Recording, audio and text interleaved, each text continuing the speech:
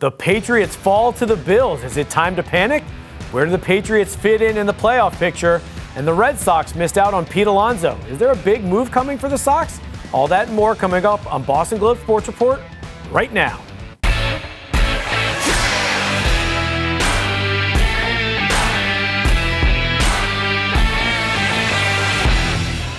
Welcome to the Boston Globe Sports Report. We got a great show today. Legendary ESPN announcer Chris Berman's going to join us later to talk some football. Danielle Dubois, of course, will be by with the hot takes from the fans.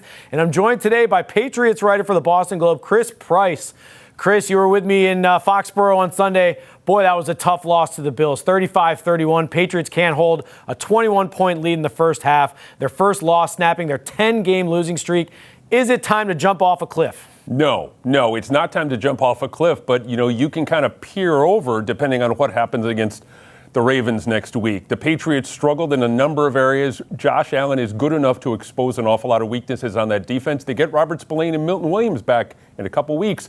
Maybe it's a different deal, but right now I wouldn't say it's time to jump off a cliff quite yet. Yeah, it's not time to jump off a cliff, but it is time to recalibrate expectations. I think Sunday's game did kind of show us who the Patriots really are.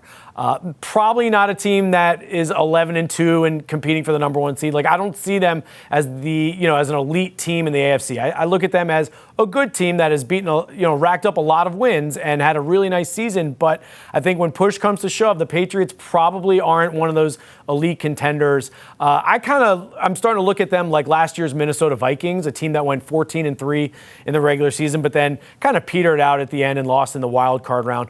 But, so I don't think it's disastrous where the Patriots are, but I think Sunday's loss to the Bills was kind of revealing that the Patriots maybe aren't one of those elite teams. Look, the path from 4-13 to the Super Bowl is not a straight line. There's going to be detours. There's going to be dips along the way. The best possible scenario for this team is that Sunday's game was a teachable moment for them in that process.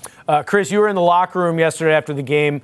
How'd the players react to this? I think the players, really to a man, were very confident about figuring this thing out moving forward. I alluded to Milton Williams before. He's eligible to come back for the Jets game in a couple weeks. Robert Spillane wasn't there. You also lost Carlton Davis for a sizable portion of the second half. So you get those guys healthy, you get those guys back. That's going to go a long way toward curing what ails you. They are fully confident. I asked them a number of questions, a number of times, but they are fully confident they're going to be able to figure this thing out moving forward.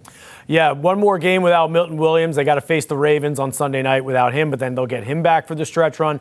Robert Spillane was a sneaky big loss yesterday. He was active for the game, but he didn't play as he's nursing, I believe, a foot injury that he suffered during the week. And when you see the struggles of the run game, I think it ties directly to him. He's the guy who gets everyone lined up. He's the one chasing guys sideline to sideline. So that was a big loss. Curious, moving forward now, 3 games left. What's your biggest concern with the Patriots? The run defense. Whether or not Milton Williams is in there or Robert Spillane is in there, they need to get that locked down. There's a number of things on the defensive side of the ball they need to figure out, including the fact that they really struggle against good tight ends. I think that's part of the conversation as well. But it starts with a run defense. They were so good for the first 9 games of the season, didn't allow a running back over 50 yards. They need to figure out a way to get back to that before the start of the postseason. Yeah, I definitely agree with you about the run defense. For the first 9 weeks, number one in the league. The last 5 weeks, averaging about 5 yards per carry. The Bills, James Cook and Josh Allen ran all over them on Sunday. So getting Milton Williams back, getting Robert Spillane back should go a long way to improving that run defense. But I'll stay in the trenches. I think also on the offensive side, you saw a little bit better performance in the short yardage on Sunday against the Bills because I think the Patriots, they attacked the edges a little bit more instead of trying to go up the middle. But, this was an offense in the second half, really lost their momentum and couldn't get anything going against a Bills defense that's not exactly the steel curtain. So to me, the offense, that was a big step back on Sunday. I expected a little bit more out of them, which is weird to say when you score 31 points, but I expected a little bit more out of that offense. Okay, speaking of the Patriots and the playoffs, Chris, that leads me into today's hot take. So as big of an accomplishment as it would be for the Patriots to win the AFC East, the Patriots would be better off not winning it and instead getting a wild card. I know. If the Patriots get the second or third seed, yeah, they would get a home playoff game, but they're only 5-3 at home this year, and they would likely face either the Bills or the Texans, 2 teams that would probably give the Patriots fits. I don't want to see anything to do with the Texans in the playoffs. But if they fall to 5th or 6th, it might be an easier path. The Patriots are undefeated on the road this year, and they would get a very manageable playoff game at Jacksonville or Pittsburgh. So as crazy as it sounds, the Patriots would probably have a better shot at advancing through the playoffs as a wild card team. All right, when we come back, we bring in ESPN's Chris Berman to talk all things NFL. Welcome back to the show, and now we want to talk some more NFL playoffs. Who better to do that with in the interview today than a personal hero of mine, ESPN legend Chris Berman is joining the show. Chris, thank you so much for joining us. Now, yesterday we watched the Patriots unable to hold a 21-point lead to the Bills. I feel like you have a saying, a catchphrase about the Bills. How does that go again? Well, they did it, and they've done it all year, really, even though it was invented for the Jim Kelly Bills, of course, Ben. And by the way, you look really good in a jacket. I don't think I've ever seen that. Well, it's no one circles the wagons like the Buffalo Bills. I would like to say that came from the Frank Reich 35-3 down in the third quarter playoffs against the Houston Oilers. I'm going to go with that story. I think I probably used it once or twice before back then, but it certainly applied to that game, and that's what they did, taking their side of yesterday's game. But they've done that all year. They're like way over plus 100 points in the second half and minus in the first. So who knew that 30 years later it would still hold? Chris, I could talk NFL all day with you, but we got to wrap it up here with 3 quick questions. These are Okay. quick hitters now, all right? Number one, you were famous for giving nicknames to players over the years. What was your favorite nickname that you gave to a Patriots player? Well, Curtis, my favorite Martin, was a pretty good player. Obviously, Hall of Famer and a pretty good nickname. Ben Winter Coates kind of fit the region, right? And I, you know what? As you keep going on, I know there's like 3, 4, 5. I mean, what about these Patriots now? We have fun with Shake Your Booty. I don't quote Casey and the Sunshine Band very often. I'd rather quote the Doors.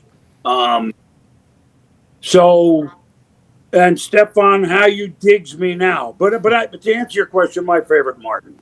That's great. That one brings me back, Chris. You are a known Hartford Whalers devotee. What's the best piece of Whalers memorabilia that you own? Well, 28 years since they played here. Ben, they still are like in the middle of merchandise sold for NHL teams, and they haven't been here for over a quarter of a century because the colors are the best. Vancouver copied them. I have a hat bought at the gift shop the last month they were in existence. Rather than bumper stickers, I have a few hats in the back of my car sticking out because bumper stickers on for life change. I still have a Whaler hat that, of course, has been sun-baked, etc. But, and it's not in my pocket now. The key, I have our key, my home key, my office, 3 keys. It's still a Whaler keychain from spring of '97. It was fun. It's a long story, but don't those jerseys look good? And the logo is still as good as it gets, you admit. Pucky the Whale, nothing better. All right, Chris, really quick, put on your Swami hat. Who do you see playing in Super Bowl 60 this year? Well, different year. It's almost like the defenses, if you don't have a really good defense, you're not going to do it. So rather than go on and on, I'm going to go with Buffalo and Seattle. Okay. Now, Buffalo does not have a great defense. New England's maybe a little better, although after yesterday, we don't know, but they're young. So this is the year when, other than Matthew Stafford and, 40-plus Aaron Rodgers and Lamar Jackson will be anyway. None of the quarterbacks. Drake, who's great, Bo Nix, Darnold, none really have, Jordan Love, not yet. None of them have pelts like Josh Allen. My prediction in May, pardon my take, actually, I said it, in May. They could give me an outrageous thought on the season. I said, it's May. What do you want from me? I said, Buffalo won't play Kansas City in the playoffs. They go, what do you mean by that? I said, I don't know. So I'm going to stick with the Bills because on a one game they can beat anybody. I don't know if their defense is sustainable for 4. And Seattle, watch them play defense Thursday night against the Rams. The Rams are the best team, but I'm going to go with the Seahawks. So there you go. How about you? I love it. Well, I'm thinking right now Broncos and Rams, but Bills and Seahawks would be great. Maybe Marshawn Lynch could do the coin toss for that kind of matchup. Well, and if the Bills do get in, hey, look, the Patriots could get in. I'm not ruling them out because they lost. You split.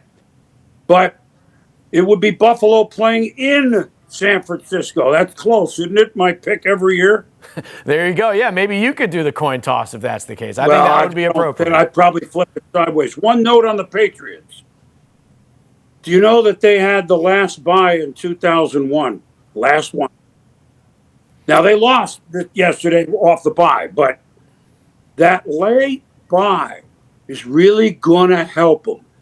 It's just they had the last bye in 01, and they were the 2nd seed, weren't they?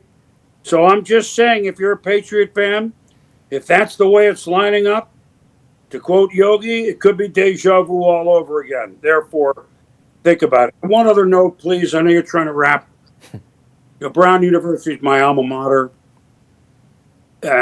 Please, everybody, think about those families irrevocably harmed is not the right word. Just saddened and downtrodden for a long time. It's right down the road, and the Patriots, as usual, did a great thing putting it up on the board. So it's a holiday. Can we just be nice to one another? I thought I would make sure I'd say that. No question. Absolutely, Chris. All right, Chris Berman, thank you so much for your time. This was a tremendous interview. Okay, coming up next, more NFL playoff talk with Chris Price after the break. Welcome back to the show, and now we head to our segment, You Might Be Right. And Chris, it's December. We got to talk more playoff football. The AFC playoff field, it's pretty much set now. Maybe the Colts make a run with Phillip Rivers. Maybe the Ravens supplant the Steelers. But otherwise, I think we know who the teams are going to be. Right now, with 3 weeks to go, who do you like in the AFC? It might be low-hanging fruit here, but I love what Denver's doing on both sides of the ball. Bo Nix is making plays. That defense can travel. I was very, very impressed by Sunday's win over the Packers. It might be the easy choice right now because they're on track for the number 1 seed, and it certainly looks like they're going to be able to get there, but I'm going with Denver. Yeah, I think I agree with you as much as that pains me. I wouldn't like Denver on a neutral field, but that home field advantage is serious. The altitude, the noise in Denver, they're 7-0 at home, the Broncos are, 7-0 at home this year. I don't know about Bo Nix, but that defense is ferocious. They lead the league in sacks. So Denver's got all the elements, I think, right now. But you know what? The team I'm really starting to come around on is the Buffalo Bills. We saw them here in Foxborough on Sunday. They didn't even bat an eye when they went down 21-0.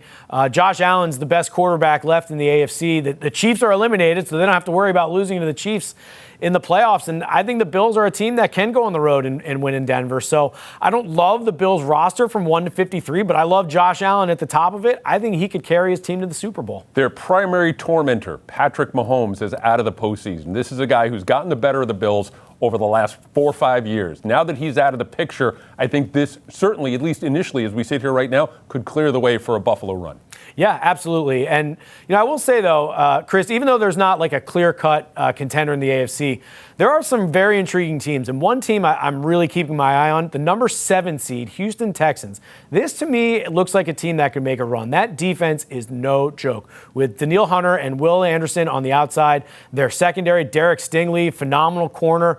That Texans defense is for real. They turned an 0-3 start into 9-5. They've won 5 or 6 games in a row now. The Houston Texans, to me, are a team I want no part of in the playoffs. Bidding to be the first team to make the postseason that started 0-3 in a 17-game season. That would be a huge accomplishment for D'Amico Ryans in that group. I love that defense. I'm just not sold on that offense right now. So I think I'm going to kind of pull back a little bit when it comes to my support of the Houston Texans.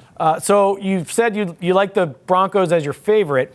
Who is maybe a team that you think could sneak up and make a surprise run? Jacksonville's sneaky good. I'm not saying that Jacksonville's capable of playing deep into January, but I think Jacksonville is a team that's capable of surprising in the first round. You mentioned before the possibility of getting on a plane and flying to Jacksonville for an opening round game in the postseason. That's not on my wish list for the 2026 calendar year. So I do think, that being said, I do think that Jacksonville is one of those teams that's capable of surprising people in the playoffs. Hey, Chris, don't thumb your nose at a trip to Florida in January, even if it is Jacksonville. So I agree. I think the Jaguars, we'll see if they're for real. They've been beating up on some bad teams, but I think we can all agree we don't really have much faith in the Ravens, Steelers, or the Chargers this year. All right, moving on now to today's slam dunk. A bit of advice for the Celtics. You need more slam dunks, or more broadly, more twos and fewer threes.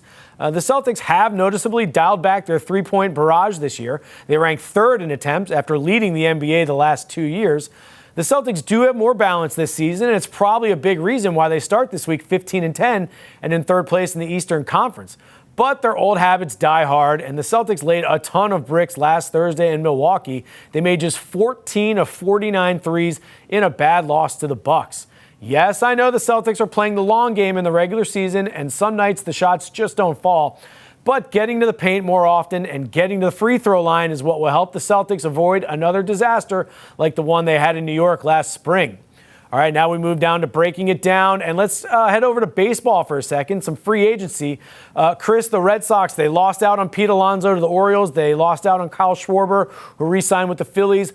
What are the Red Sox going to do here this offseason to get a big bat in the lineup? First and foremost, you have to retain Alex Bregman, not sign Alex Bregman. You know, they're going to try and sell it if they bring him back. They're going to try and sell it like, oh, you know, we've brought this big bat in here. They need to be able to retain him. That's the important differentiation here. They also need to go out and get another starting pitcher. Don't go the cost-effective route with this group. Michael King, I think, would be an intriguing addition, but don't do it like you did last year with Walker Buehler, where you're hoping this guy is going to get you through the regular season. All that being said, I think we're going to hit opening day. Romy Gonzalez, a Romy Gonzalez type, is going to be at first base for the Red Sox. Maybe Tristan Casas is going to be part of the mix here. I'm not all that optimistic, but again, it starts really when you're talking about the Red Sox and team building for 2026, it has to start with Bregman. Yeah, I think the Red Sox are going to make a move for a bat, and it probably has to be a trade at this point. Maybe they trade one of their excess arms for a Corey Seager or a Ketel Marte. Those are the names you're hearing right now.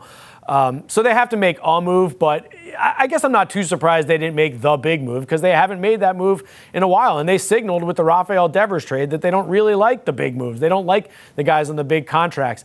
I'm just waiting for them to tell us this offseason, hey, we're getting Roman Anthony back. We're getting Tristan Casas back. So, hey, that's like 2 free agent additions right there. It feels like they're setting us up for that type of reasoning instead of going out and signing the big bat. Yeah, there's 2 guys that I would keep an eye on here when you're talking about trade chips. Jarren Duran and Wilyer Abreu. These are 2 guys who I think could bring a little something back in return if you wanted to explore the trade market. All right, very good. All right, when we come back, Danielle Dubois will be by. We'll got some hot takes from the fans over at TD Garden. Welcome back to the show. And Chris, now we go to our segment, Wicked Loud. We're going to bring in Danielle Dubois, who went out as always, got some of those hot takes from the fans. Danielle, what do you got for us this week? That's right. We went all over New England, Gillette, TD Gardens. Let's start off with Charlotte, who has a take about Drake May. I think that Drake May will likely win MVP, but I think that it's honestly better for the Patriots right now if he were to not.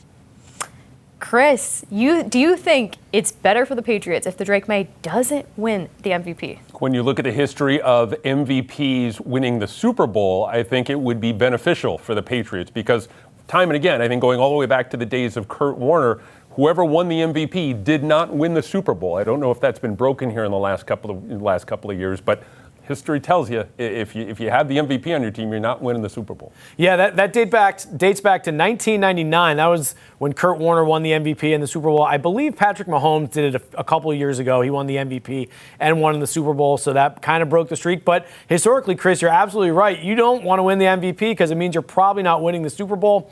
I don't want to say too much because I do have an MVP vote, but I will say that if Drake May doesn't finish in the number 1 seed, that's probably going to hurt his MVP chances, especially when you have a terrific candidate in Matthew Stafford. Our second Wicked Loud comes from Pat about the Celtics. I think the Celtics, when the Tatum comes back, will win the NBA championship. I mean, Ben, the Celtics have kind of surprised us this year. Tatum coming back next year. Do you think they can do it? Gotta love the unbridled optimism of Celtics fans. I assume he was talking about this year, that when Tatum comes back in the spring, which I kind of expect he will, that the Celtics will go on a run. I'm not so optimistic, but next year, yes, if Jason Tatum is back and fully healthy, yeah, next year they can make a run. Don't think it's going to happen this year. I'm with Ben. I love the optimism. I love being all in. I love the passion, but I don't think it's going to happen for the Celtics this year. Maybe in 2026, 2027 and beyond, but I think that ship has sailed this season.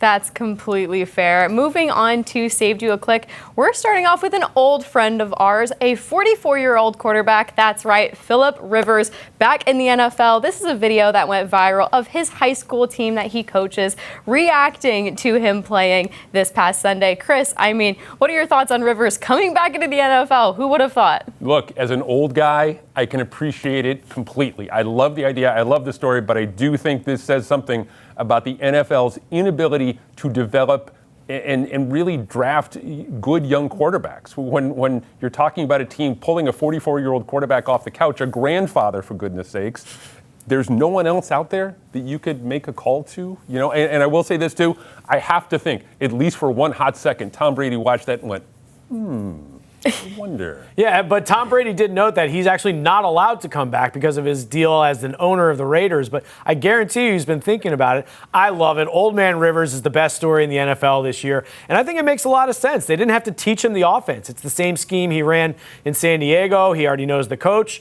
All he has to do is go in there and manage the game. They almost pulled off the upset over Seattle, so I loved it. So, all right, thank you, Danielle, very much. All right, Chris, let's end the show here with our Hail Marys. You go first. Look, after talking to guys in the locker room after Sunday's ugly loss to the Bills, the way it wrapped up, I was thinking that they were going to say, well, there was going to be some hemming and hawing. I think this team is well prepared to bounce back Sunday night against the Ravens in Baltimore. I'm saying the Patriots win this one. And I'm going the opposite way. My Hail Mary, I think the Patriots are going to lose to the Ravens. The Ravens can run the ball. They've had 406 rushing yards the last two games. The Patriots can't stop the run. I think it's going to be a tough night on Sunday in Baltimore for the Patriots. All right, thank you very much to Chris Price, Danielle Dubois, Chris Berman, our guest. Thank you very much for watching the Boston Globe Sports Report. We'll catch you guys next week.